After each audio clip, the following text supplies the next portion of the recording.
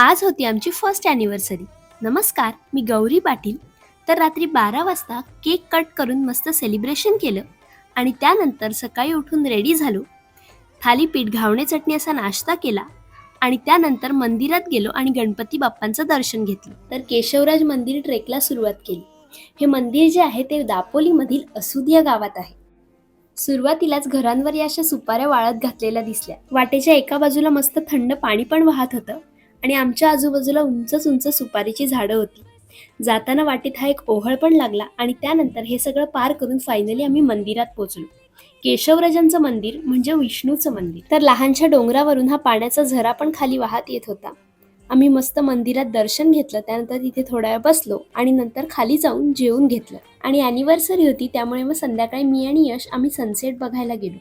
मस्त सूर्यास्त पाहिला आणि विलावर जाऊन बार्बिक्यू केलं आणि मग जेवलो. So that's it.